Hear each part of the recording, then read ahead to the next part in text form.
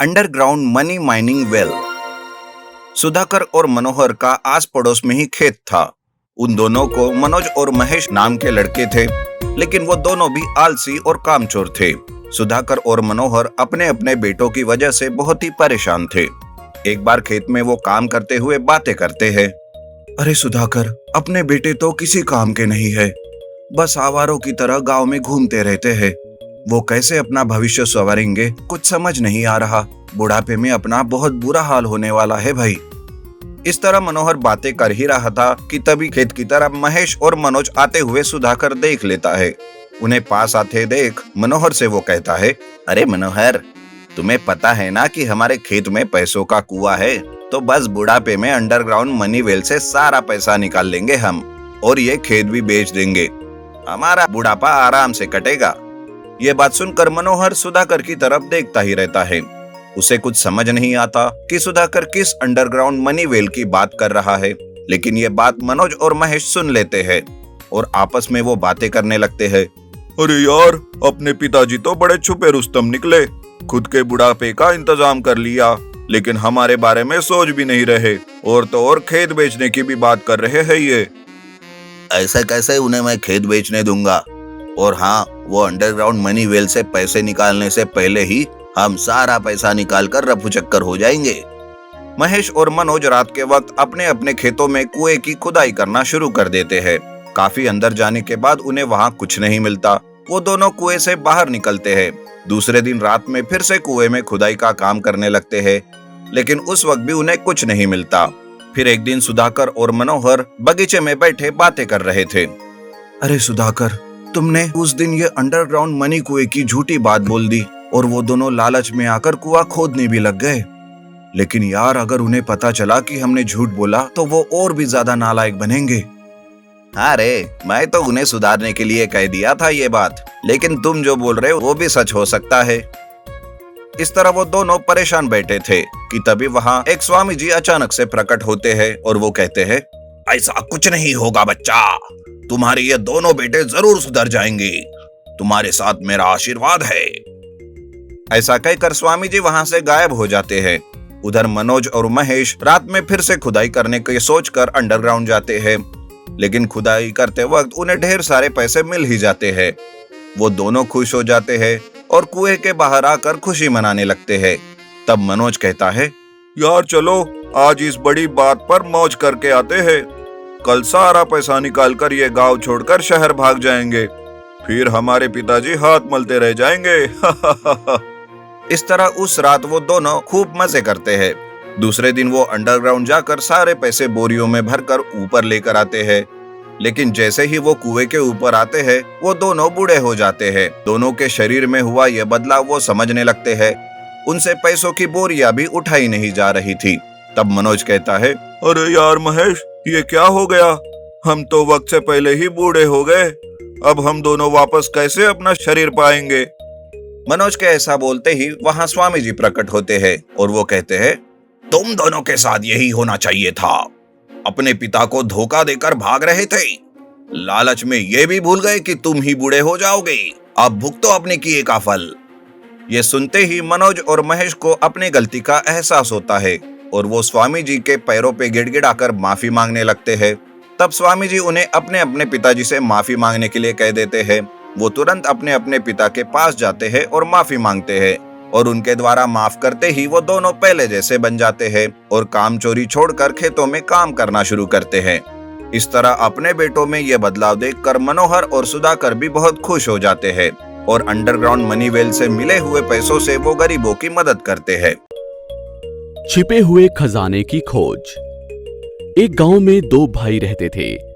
बड़ा भाई बहुत अमीर था और छोटा भाई बहुत गरीब। बड़े भाई के घर में सभी प्रकार की सुविधाएं और धन दौलत सब थी, परंतु छोटे भाई के पास खाने के लिए चावल तक नहीं थे। बड़े भाई का जीवन बहुत ही सुंदर तरीके से गुजर रहा था, परंतु छोटा भाई बहुत ही दुख कष्ट सहन करके अपना जीवन गुजार रहा था। त्योहार आया, बड़ा भाई अपने परिवार के साथ खुशियां मना रहा था, तो दूसरी तरफ छोटे भाई के घर में खाने तक को कुछ नहीं था। छोटे भाई के बच्चे भूख के मारे रो रहे थे। अपने बच्चों का रोना देखकर छोटे भाई को सहन नहीं हुआ और वो अपने बड़े भाई के घर कुछ अनाज मांगने के लिए चला गया ताकि उसके बच्चों को भोजन मिल सके। वहां उसने अपने बड़े भाई से कुछ अनाज मांगा, परंतु उसने छोटे भाई का अपमान करके उसे वापस भेज दिया। छोटा भाई बहुत निराश होकर रोते हुए अपने घर को लौट रहा था। तभी उसको रास्ते में एक बूढ़े व्यक्ति ने रोका, जिसके सामने एक लकड़ियों का गट्ठर पड़ा हुआ था। उसने छोटे भाई से सवाल पूछा, बेटा, तुम क्यों रो रहे हो? तभी उस छोटे भाई ने अपने बड़े भाई के दुर्व्यवहार के बारे में सब कुछ बताया। तभी उस बूढ़े व्यक्ति ने छोटे भाई को कहा, अगर तुम मेरा ये लकड़ियों का गट्ठर मेरे घर पहुंचा दोगे तो मैं तुम्हें एक ऐसा रास्ता बताऊंगा जिससे कि तुम बहुत अमीर बन जाओगे। छोटा भाई मान गया और उसने लकड़ियों का गट्ठर उठाया और उसे लेकर बूढ़े व्यक्ति के घर पहुंचा दिया। पहुंचाने के बाद उसे बूढ़े व्यक्ति ने उसे एक खजाने का नक्शा दिया और बूढ़े व्यक्ति ने यह भी कहा कि अपने साथ भोजन और आवश्यक चीजें जरूर ले जाना। छोटा भाई सोच रहा था कि उसके पास घोड़े को छोड़कर यात्रा करने के लिए कोई भोजन या पैसा नहीं है। मैं अपने भाई से आखिरी बार क्यों नहीं पूछता। अगले दिन छोटा भाई रामू खाने के लिए और उधार के रूप में पैसे मांगने के लिए नक्शे के साथ बड़े भाई के घर जाता है। उसका भाई उसे बुरी तरह से डांटता है और उसके हाथों में एक नक्शा देखता है और उससे पूछता है, वो क्या है? मुझे दे दो, मैं देखूंगा कि ये क्या है। और उसे देखकर वो उस पर हंसने लगता है। वो पूछता है कि तुमको ये कहां से मिला? उसका भाई सब कुछ समझाता है। उसकी बातों को सुनकर वो उसको मूर्ख समझकर हंसता है। तुम अब भी ये मानते हो? जाओ, खेत में जाओ और कड़ी मेहनत करो। और वो अंदर चुपचाप अपने साथ नक्शा ले जाता है। अगले दिन बड़ा भाई शामू अपने साथ एक बैग ले गया। उसका भाई खेत पर काम कर रहा था और अपने भाई का इंतजार कर रहा था, लेकिन वो नहीं आया। रामू अपने भाई के घर ये जानने के लिए गया कि क्या हुआ और उसकी पत्नी ने दरवाजा खोला। रामू ने पूछा, भाभी, भाई कहाँ है? आज वो काम पर नहीं आया। भाभी ने कहा कि रामू, मैं नहीं जानती। वो पूरी रात कुछ कागज देख रहे थे और सुबह होते ही एक कपड़ा और एक बोरी साथ में लेकर निकल पड़े। जाते वक्त बोले कि मेरा इंतजार मत करना, मुझे कुछ दिन लगेंगे घर आने के लिए। ये सुनकर रामू समझ गया कि उसके साथ धोखा हुआ है। नक्शा देखते हुए शामू जंगल की ओर जाता है और उस जगह के पास पहुंचता है। मूर्ख भाई, मैंने उसे बेवकूफ बनाया और उसने मुझ पर विश्वास किया। अब मैं इस रहस्य का मालिक बनूंगा और मैं जल्द से जल्द अमीर बनूंगा। इसे लेने में कितना समय लगेगा? मैं इस सोने को तब तक नहीं छोड़ूंगा जब तक मुझे नहीं मिलता। और उसने एक छेद खोदना शुरू किया। खुदाई के बाद ये एक सुरंग बन गया और वो लगातार कर रहा था और अपने अंदर खाना पका रहा था। कुछ दिनों तक वो खुदाई करता रहा, लेकिन उसे कुछ भी नहीं मिला। वो निराश हो रहा था और उसका खाना भी खत्म होने वाला था।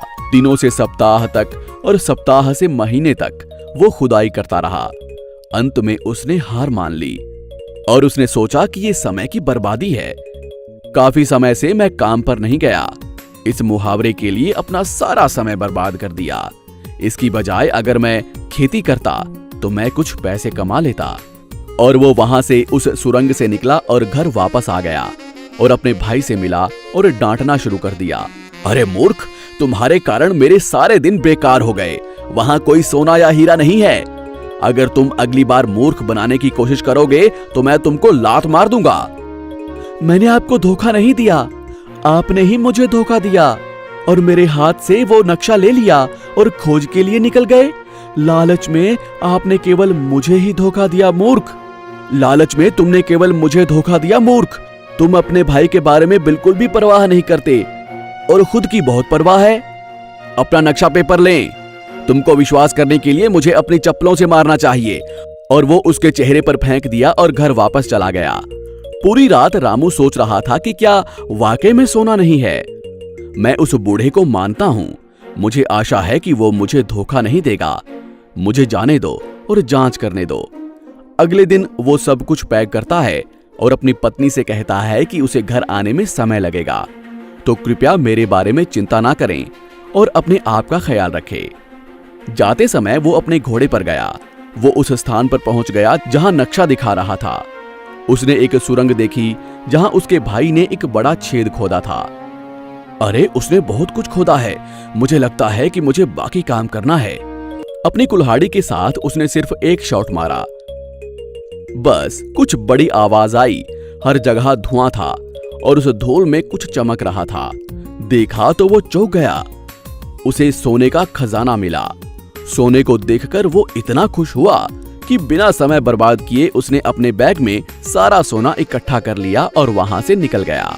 उसने जगह को मिट्टी से ढक दिया ताकि कोई जानवर या इंसान उसमें ना गिरे। उसने अपना सामान घोड़े पर रखा और अपने घर की तरफ बढ़ा। घर पहुंचने के बाद उसने एक नया घर खरीदा और वो अमीर बन गया और वहां के लोगों की मदद करने लगा। ये कहानी हमें ये शिक्षा देती है कि लालच बुरी बला है। कभी भी जीवन में लालच नहीं करना चाहिए, कभी भी दूसरों से घृणा नहीं करनी चाहिए, सबकी मदद करनी चाहिए। आपको हमारी ये कहानी कैसी लगी हमें कमेंट बॉक्स में जरूर बताएं। और यदि आप ऐसी ही और भी कहानियां सुनना चाहते हैं तो हमारे चैनल को सब्सक्राइब करना ना भूलें। शुक्रिया।